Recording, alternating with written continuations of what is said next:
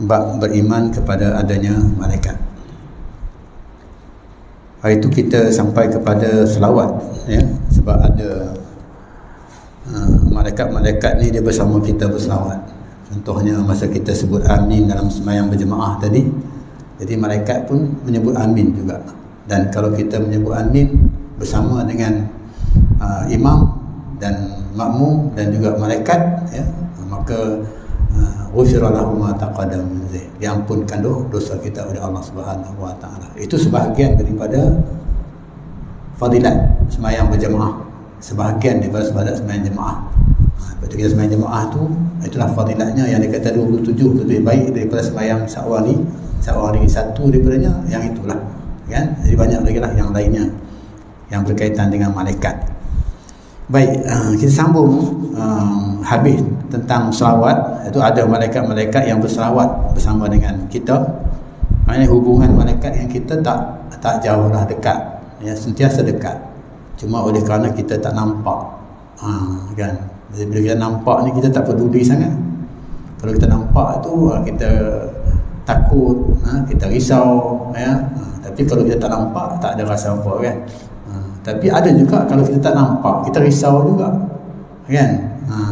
Itu nafsu kita lah, kan? Kadang-kadang kita rasa tak nampak ni, tapi bila sampai dekat pokok tu, risau ni, kan? Kita rasa risau, kan? Rasa kembang tengkuk, rasa macam-macam, kan? Lepas tu risau juga, kan? Tapi yang tak nampak ni maksudnya, itu kadang-kadang kita tak risau sangat, kan? Tapi kita sepatutnya risau apabila yang tak nampak ni, sebab dia melihat kita tak melihat dia, kan? Macam Allah lah, kan? Allah tu melihat kita tak melihat dia. Sebab tu kita ni kalau nak buat sesuatu ibadat, nak buat sesuatu benda kebaikan ataupun kejahatan ke, kita mesti jadi orang yang ihsan, katanya, kata Nabi SAW, ihsan. Bila malaikat tanya akhbirni anil ihsan, maka dia kata anta'budallaha ka'annaka tarahu fa in lam takun tarahu fa innahu yaraka. Kalau kamu beribadat kepada Allah itu, maksudnya apa yang kamu buat lah, apa yang kamu buat lah, maksudnya tak terlepas daripada pandangan Allah Subhanahu wa taala, ya, maka anggaplah Allah, kamu ni melihat Allah. Jadi kalau kamu tak dapat melihat Allah, dah tentulah kita tak dapat melihat Allah, kan? Jadi pastikan yang Allah tu melihat kamu. Jadi pastilah kita buat dengan betul, kan? Sebab orang melihat kita. Itu juga dengan percaya malaikat ini, kan? Kita tak nampak malaikat, tapi malaikat nampak kita, bersama dengan kita. Sembahyang berjemaah tadi pun bersama dengan kita. Kiri kanan kita pun ada ni, kan? Kemudian yang duduk kembangkan sayap kepada kita pun ada juga. Hadis mengatakan bila kita ni duduk dalam majlis ilmu macam ni, perkumpulan-kumpulan yang menghadapkan wajah kita kepada Allah Subhanahu wa taala, maka malaikat mengembangkan sayapnya, ya, menandakan bahawa Allah memberi rahmat kepada orang yang duduk dalam majlis yang macam ini, kan? Majlis ilmu ataupun majlis kumpulan-kumpulan yang mengingati Allah Subhanahu wa taala. Baik, kita sambung bacaan kita seterusnya tentang bab beriman kepada adanya malaikat. Kita masuk dalam hadis yang ke-38, ya. Kalau bab beriman kepada adanya malaikat, dalam kitab saya ni hadis 38, ya, muka surat 249, edisi Jawi. Saya sebut ni sebab kadang-kadang ada orang ikuti kuliah ini bersama-sama kita, kan? Jadi supaya mereka boleh rujuk kitab lah, kalau mereka ada kitab boleh rujuk bersama.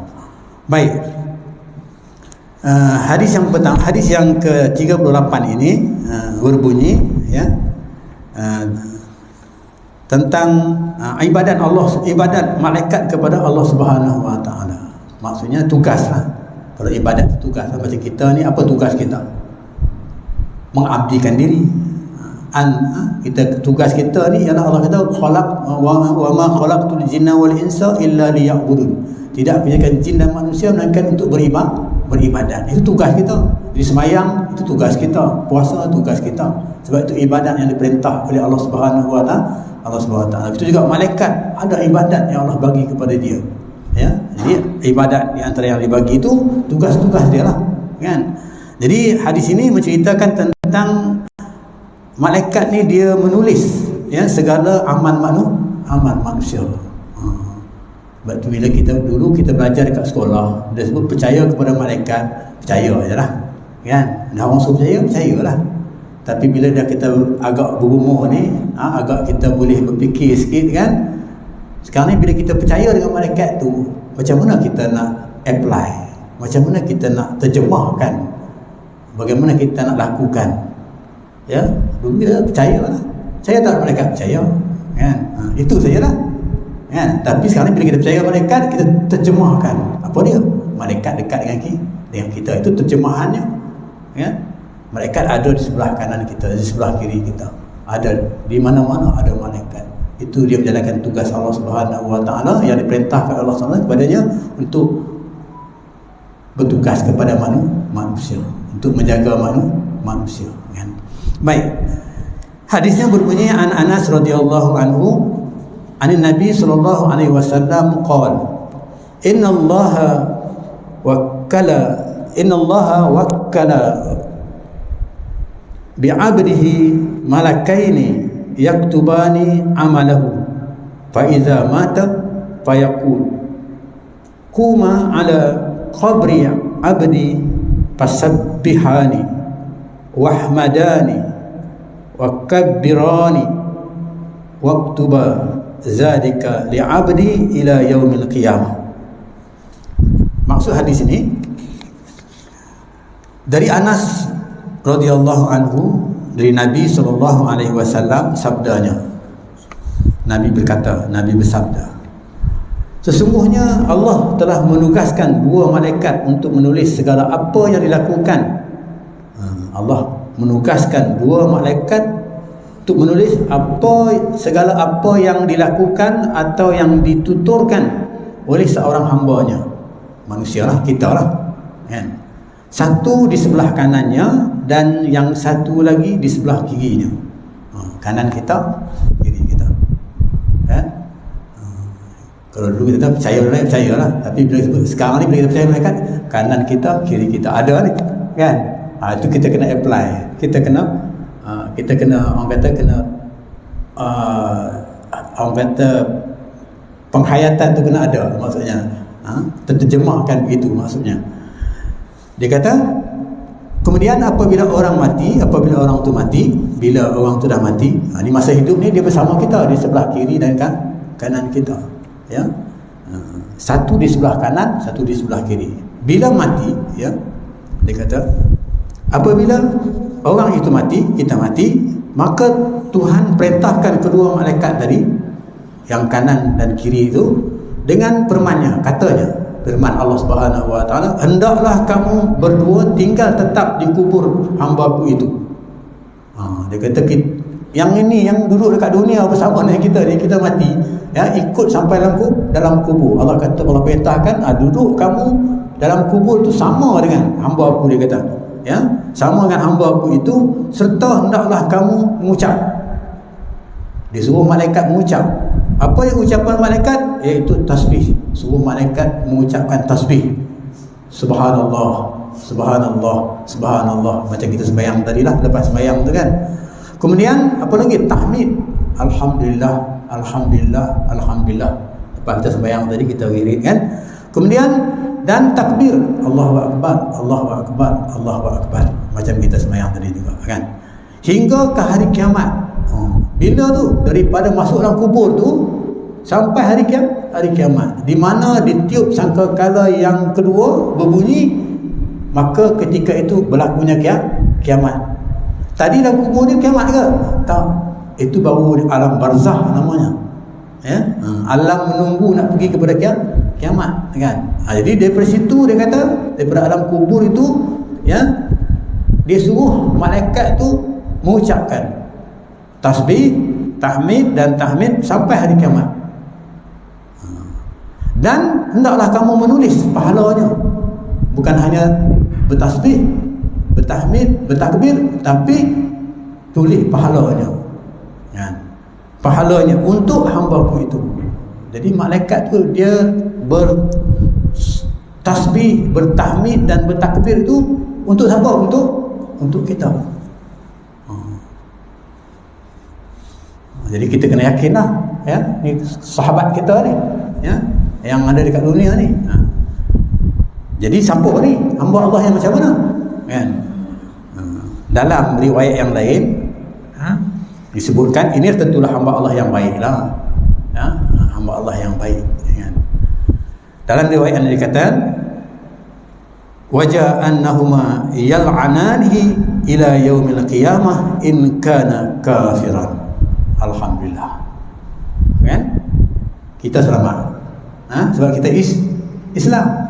Tapi dan pada satu asal ni kata-kata sahabat, Sayyidina Abu Bakar, Sayyidina Umar, Sayyidina Uthman, Sayyidina Ali, ini sahabat asal, ya. Asal ni juga boleh kita guna pakai, sebab Nabi kata sunnati wa sunnatil khulafa ar-rasyidin al-mahdiyyin al-mujtahidin. Maknanya sunnah aku dan sunnah sahabat-sahabatku. Jadi asal, ya, ada disebutkan bahawa kedua malaikat itu melaknat si mati. Hak yang Allah perintahkan tadi suruh duduk bersama dengan hamba dia yang mati tadi itu, kan, melaknat hingga ke hari kiamat jika ia seorang kafir. Beza kan seorang kafir dengan seorang Islam. Jadi alhamdulillah, ya, kita nampak kita dekat mana setakat inilah, ya, setakat ini kita kena yakin, setakat ini nikmat yang Allah bagi kepada kita, nikmat iman dan Islam ni, itulah bahagian yang kita dapat dah, yang akan kita dapat, ya, bahagian yang kita dapat yang Allah berikan kepada kita. Maksudnya baiklah kita di dunia ini, antaranya iaitu Islam kita dengan iman yang ada kepada kita. Apa dia iman tu? Iman ni yang ini percaya, beriman kepada adanya malaikat. Inilah dia kata iman. Beriman adanya Allah Subhanahu wa taala. Itu dia kata beriman. Tauhid, rukun iman yang 6 tu kan. Tauhid ini. Jadi ini dia kata iman. Ya. Kalau kita lah, maksudnya istilahnya, kalau dulu orang kata tepuk dada tanya selera, kan, apa nak makan. Kalau makan lah, apa nak makan, tentulah nak makan sedap-sedap, kan, nak makan sedap-sedap. Selera kita, nafsu kita mesti nak sedap je, kan. Kadang-kadang ada juga dia nak sedap, dia tak perlu dilihat haram ke halal ke, asalkan sedap. Itu bahaya, kan. Tapi bila tepuk dada tanya iman, di sana ada sedapnya, mesti berdasarkan kepada perintah Allah Subhanahu wa taala. Itu sedapnya. Bukan sedap selera. Sedap selera kita boleh pergi kepada syaitan. Syaitan ni memang suka kepada selera-selera ni, sedap selera, kan. Begitulah, itu yang dikatakan iman tadi tu. Tepuk dada tanya iman. Maksudnya kita nak ke mana? Kita nak malaikat tu sentiasa tasbih kepada kita, sentiasa tahmid kepada kita, ataupun takbir kepada kita, ataupun kita nak malaikat tu melaknat kita. Tentu kita nak malaikat nak bertasbih kepada kita, ya, nak bertahmid kepada kita, ataupun nak bertakbir kepada kita. Pasti kita tak orang nak melaknat kita. Ada orang buat perkara yang dilaknat, tapi dia suka tak orang laknat dia? Dia tak suka, ya?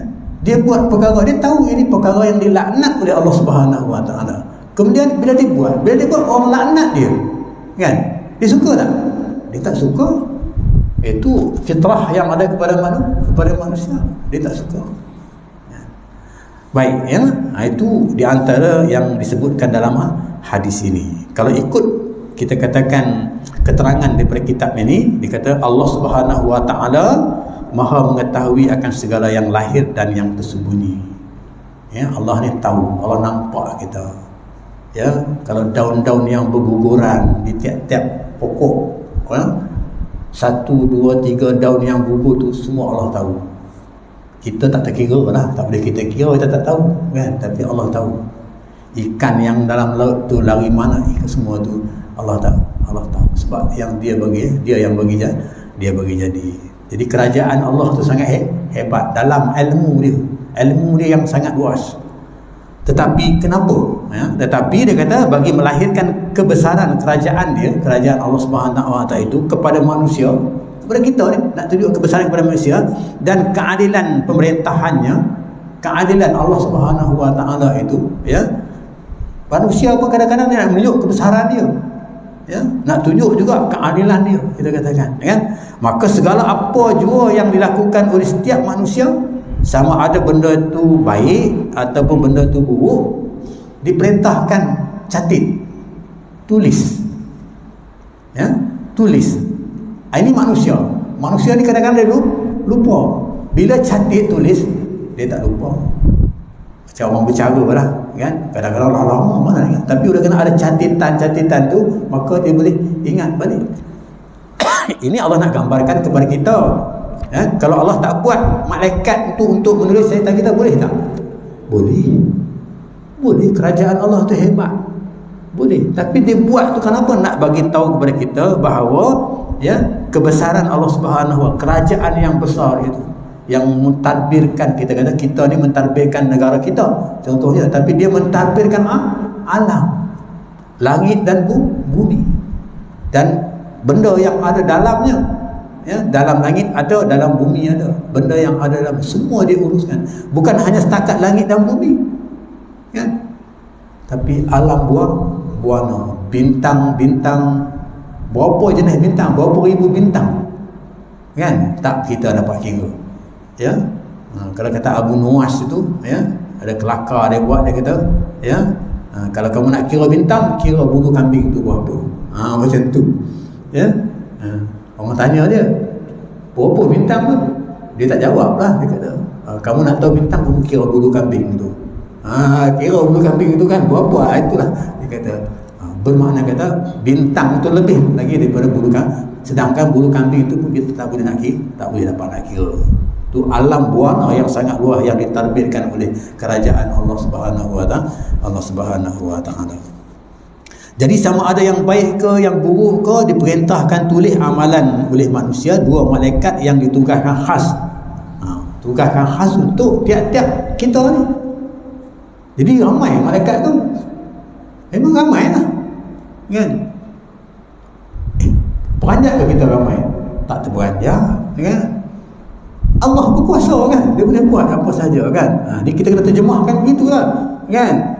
Jangan kita nak kuari pula, boleh ke betul ke ni? Kalau itu kuari kita, maknanya bahaya lah, ya? Mana kata larilah iman kita kepada Allah tadi.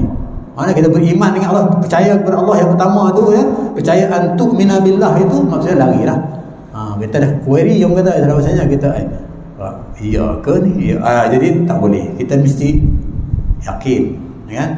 Yakin. Baik tu rosaknya iman tu bila ada timbulnya begitu dalam diri kita, akan rosak iman kita. Baik, dia kata mengenainya supaya dapat dilihat dan dibaca oleh orang yang sendiri, diri kita sendiri ni, ya, pada hari akhirat kelak. Apa yang malaikat kanan tulis, apa yang malaikat kiri tu tulis. Malaikat kanan tulis yang baik, malaikat yang kiri tulis yang tak baik. Dalam hadis ni akan diterangkan bagaimana. Tapi itulah kerja malaikat yang diperintahkan Allah SWT tadi itu, supaya duduk kamu dalam kubur itu bersama dengan hamba-Ku yang mati itu, kan? Tulis, dia kata, tasbih, takbir, tahmid dan tulis, dia kata, pahala-pahala catatan itu, ya? Kenapa? Kerana ini nak dibentangkan kepada hamba-Ku ini di hari akhir, di akhirat. Dia akan bagi buku catatan tu kepada kita boleh tengok. Dekat situ, tengok dekat itu, kita tengok. Itu kadang-kadang ada cerita mengatakan, bila dia tengok, saya tak pergi haji tapi ada pula pahala haji dekat sini. Dia tengok, kan? Tu. Saya tak pergi haji tapi tengok ada juga pahala haji, kan? Dia tanya kenapa? Sebenarnya dia tak pergi haji, dia nak pergi haji, dia bercita-cita nak pergi haji tapi tak dapat nak pergi haji. Sebab apa? Mungkin sebab ada kesusahan lah bagi dia, kan? Mungkin tak cukup duit ke, mungkin ada masalah kesihatan ke dan sebagainya. Kalau hari ini mungkin ikut punya giliran ke dan sebagainya, kan? Tapi dia niat dah ada dah, niat nak pergi tu. Dia niat itu pun dah dicantikkan oleh malaikat tadi. Itu malaikat di sebelah kanan tadi. Bila niat buat baik itu, niat je dia dah catat dah kebaikan tu maksudnya. Itu yang dicatat oleh malaikat tadi. Okey. Kedua-dua malaikat yang tersebut, dia kata sebagaimana yang diterangkan dalam hadis ni, dia kata mereka ni tak bercerai, tak berpisah. Kawan baik. Yang kanan ni ketua, yang kiri ni pengikut dia lah maksudnya. Bila dua orang mesti ada ketua. Kita ni bila jamaah, bila dua orang mesti ada ketua. Macam berjamaah, bila kita ada imam mesti ada makmum, walaupun makmum tu seorang tapi dikira berjamaah juga kan. Jadi bila ada ketua, bila ada lebih daripada dua mesti ada ketua kan, begitu kan. Jadi ketua pada malaikat itu ialah malaikat yang sebelah kanan, malaikat yang buat kebaikan ya. Jadi malaikat yang kebaikan ni akan merintahkan kepada malaikat yang nak catat kejahatan ni kan, dia catat dia ataupun tidak. Kita akan jumpa dalam hadis yang menerangkan kepada kita. Baik, kemudian dia kata mereka diperintahkan tinggal tetap di kubur. Jadi kata tetap di kubur tadi dalam kitab diterangkan, saya sebutkan tadi ya, sampailah hari kiamat, dan tulis segala pahala-pahala yang masih berjalan kepada hamba-Ku itu, yang ada kepada hamba-Ku itu. Tadi tulis tentang malaikat tasbih. Apa lagi nak tulis? Banyak malaikat nak tulis. Kita ni kalau kita mati pun ada lagi yang ibadat kita tak? Ada. Bila kita mati, ibadat yang kita buat kat dunia ni ada yang kita dapat tu berterusan. Walaupun kita mati, pahala tu terus datang kepada kita. Itu sebabnya dia suruh kita beramal. Bila kita hidup ni kita beramal. Amal itu bukan hanya setakat kita beramal di dunia, tapi di akhirat pun dia akan datang berterusan. Biasanya orang mati dia tak boleh beramal dah kan, tapi bila dia termati dia tak beramal, tapi pahala tu dia dapat juga. Hadis menyebutkan iza mata ibnu adam, bila mati anak Adam, in qata'a amaluhu, putus segala amalannya. Dia tak boleh beramal lagi dah bila dia mati. Macam kita nak duduk dalam majlis ni tak boleh dah. Kita nak semayang berjemaah tak boleh dah. Kita nak bercakap, nak muhasabah dengan kawan-kawan kita tak boleh dah. Kita katakan nak bersilaturahim pun dah tak boleh dah. Tak ada dah ibadat kita. Illa min salasin, kata Nabi. Kecuali tiga. Apa dia? Yang pertama sadaqatun jariyah, sedekah yang kita lakukan masa kita hidup. Sedekah walaupun sikit. Walaupun sikit sedekah itu kan. Itu. Ada tak di antara kita yang tak sedekah? Tak memberilah kita katakan. Tak ada. Cuma banyak dengan sikit saja, ataupun amalan tu biasa dengan tak biasa saja. Kan? Itu kita lah maksudnya, kan? Sedekah. Itu pahala tu berterusan. Contohnya ada orang sedekahkan sejadah dekat sini. Sejadah imam sembahyang tu lah kita katakan. Ya, tiba-tiba dia dah meninggal. Tapi sejadah yang sedekah itu maksudnya ada pahala bagi dia. Selagi mana digunakan sedekahnya itu, maka selama itulah akan dicatat. Siapa yang nak catat? Itulah malaikat tadi tu. Dia duduk dalam kubur tu, dia catat tu. Catat segala. Bersuka banyak lah. Kadang-kadang datang ke masjid, masuk RM1, RM2, itu semua dicatat, ditulis. Ya? Kita jangan risaulah kau hilang. Kalau hilang tak ada catatan. Kalau hilang lah dekat mana-mana kan, RM10 kan, RM1 hilang, tak ada catat. Malaikat catat juga lah hilang, tapi tak ada apa-apa, hilang je lah kan? Tapi kalau hilang dalam tabung masjid, malaikat catat sampai hari kiamat. Kemudian duit yang kita sedekah tu dia buat apa? Mungkin nazir masjid buat bayar bil elektrik kan? Betul orang kata kalau bayar bil elektrik ni dalam kubur kita terang. Itu ulama-ulama bahas sekarang nak ambil orang kata apa, infak supaya orang tu banyak bersedekah, nak menggalakkan kan. Tapi kemungkinan itu tak boleh katakan itu kemungkinan ada menerangkan kita dalam bagaimana kita menerangkan hidup orang dekat dunia ini, orang datang sembahyang ni, macam itulah dalam kubur besok kita duduk seorang-seorang akan jadi terang, tak gelap gelita, tak rasa takut kan. Kalau terang macam ni mana kita takut, tapi tak gelap. Bila gelap kita rasa takut kan. Banyaklah sumbangan yang kita buat ya, ni bulan puasa nak datang ni kan. Infaklah sebanyak-banyaknya yang kita boleh. Kemampuan kita tak banyak sikit, apa saja. Bukan harta saja, sebab sedekah ni bukan harta saja. Sedekah ni apa saja nikmat yang Allah bagi kepada kita, kita bagi kepada orang. Allah bagi tenaga, kuat kita, tolong orang, kan? Itu sedekah lah, kan? Allah bagi apa kita katakan, ya, tangan kita kuat, kita kata boleh tolong orang, pegang, buatlah apa saja. Allah bagi ilmu kepada kita, bantu dengan ilmu. Allah bagi pikiran kepada kita, bagi buah pikiran kita. Itu juga dikatakan sedekah. Sampai kita zikir tadi itu, subhanallah, alhamdulillah, Allahu akbar, itu pun dikira sedekah. Kita berjalan daripada masjid tadi tu, daripada rumah kita tadi tu nak sampai ke masjid tu, itu pun dikira sedekah. Langkah-langkah yang kita datang tu dikira sedekah. Ya, begitu. Pahala lah maksudnya. Bila sebut sedekah tu akan dapat pahala. Ya, jadi kira sedekah apa saja maksudnya. Itu antara yang dicatat oleh malaikat tu dalam kubur tu. Mungkin katanya, nak catat apa lagi, dah mati dah. Tak, ada yang nak catat. Yang itulah tu. Sedekatun jariyah. Yang kedua, ilmu yuntafa'u bi, ilmu yang dia manfaatkan. Ada ilmu dia sebarkan kepada orang. Tak kedekut ilmu, bagi tahu kepada orang. Bukan ilmu agama saja. Ini ilmu agama ni utama lah.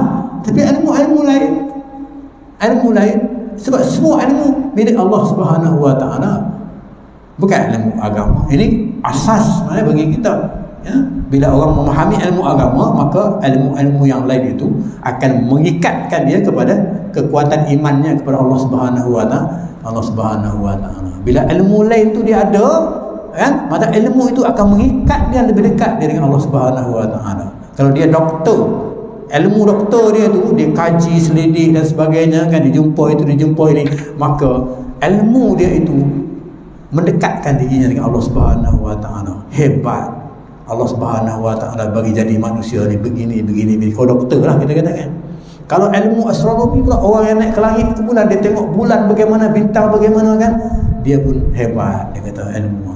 Jadi ilmu lain itu, sebab ada ilmu agama kepada dia, maka mendekatkan dia lagi, meyakinkan dia lagi kepada Allah Subhanahu Wa Taala. Itu dikatakan ilmu tu maknanya merentasi, ya, merentasi.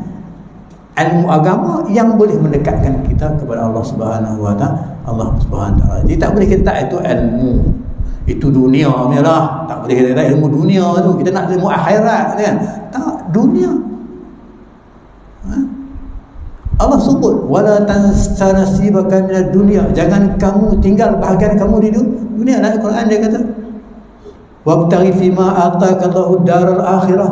Ya, bekerjalah kamu untuk ambil benar-benar akhirat itu keutamaan, tapi wala tansa nasibaka minad dunya. Jangan kamu lupa bahagian kamu di dunia. Allah bagi kita hidup dunia ni, ada bahagian kita, ada rezeki kita Allah bagi kita. Itu rezeki Allah bagi kita, kan? Apa rezeki kita nak buat? Kita gunakan rezeki itu, nikmat tu kan, rezeki itu nikmat. Bila nikmat tu kita guna untuk diri kita semampu yang kita boleh guna. Nah, lebih daripada itu kita manfaatkan untuk orang lain. Itu namanya sedekah. Ya.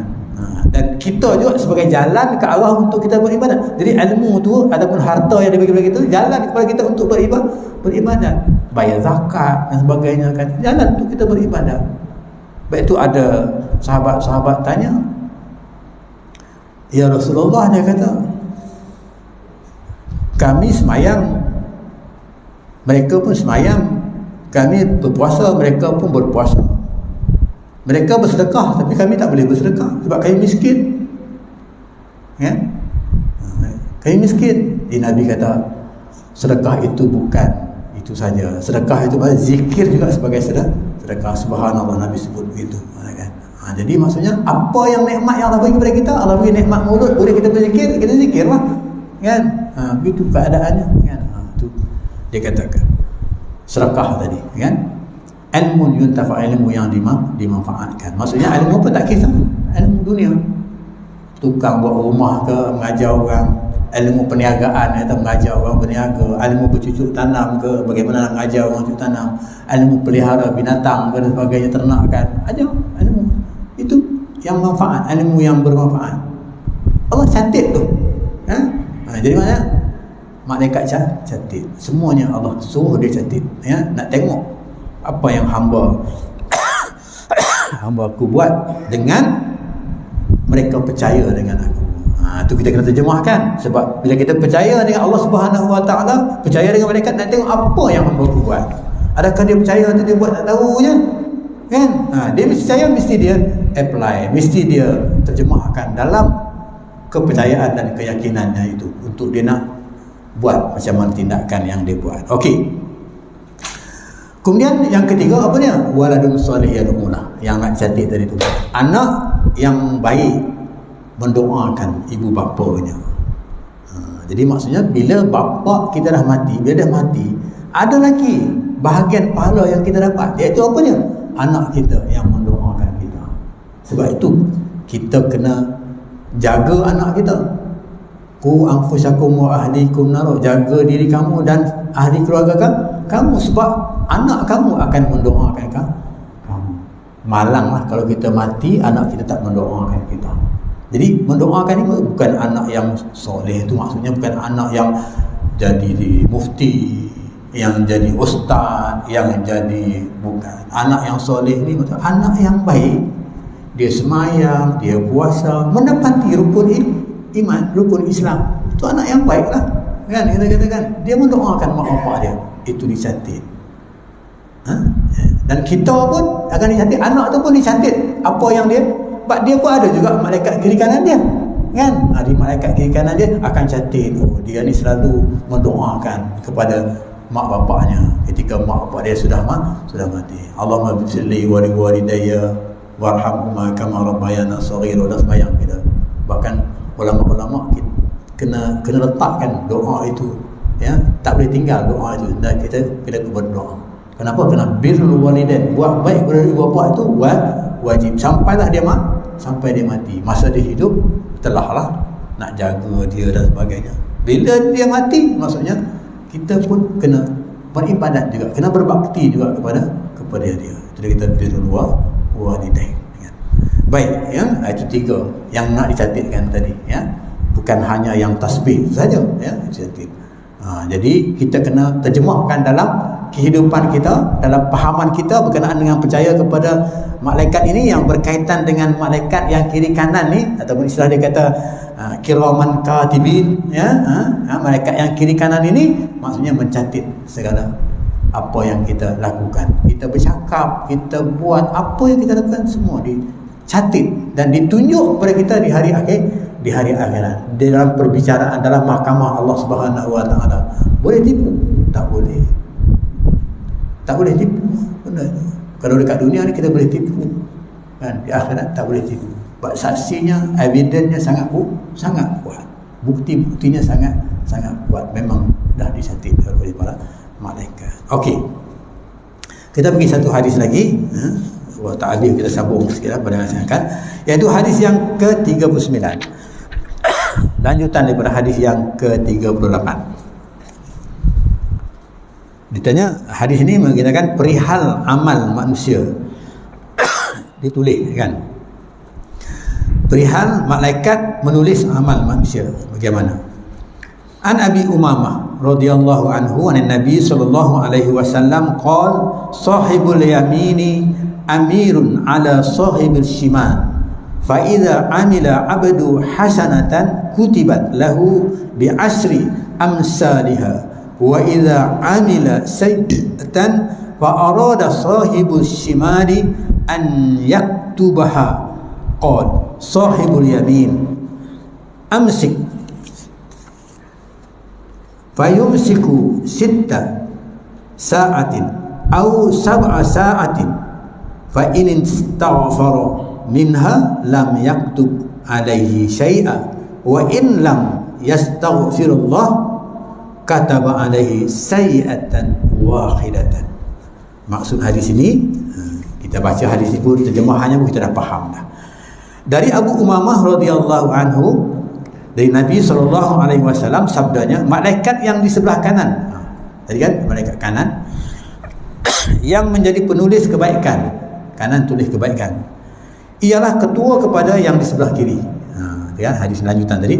Maka apabila seorang melakukan sesuatu kebaikan, seseorang hamba Allah itu melakukan kebaikan macam saya lah, melakukan kebaikan, dituliskan baginya kebaikan itu menjadi sama dengan 10 kebaikan yang tersebut. Jadi buat satu kebaikan, dia tulis 10 kebaikan yang sama.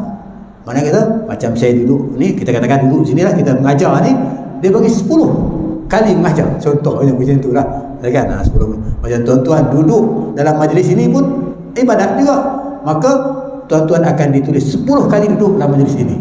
Macam itulah keadaannya, kan? Ya, kebaikan itu maksudnya 10. Dan apabila ia melakukan satu kejahatan, bila dia buat satu kejahatan, lalu malaikat yang sebelah kiri hendak menulisnya. Jadi malaikat sebelah kiri nak tulis pula, sebab dia tugas menulis kejahatan. Kemudian berkata malaikat yang sebelah kanan, sebab dia ketua, kata malaikat di sebelah kanan, tunggu dahulu, tunggu, jangan tulis lagi. Itu Rahman dan Rahimnya Allah Subhanahu wa Ta'ala, kasih dan sayangnya Allah Subhanahu wa Ta'ala kepada hamba-Nya, kan? Lalu dia menunggu selama 6 atau 7 jam.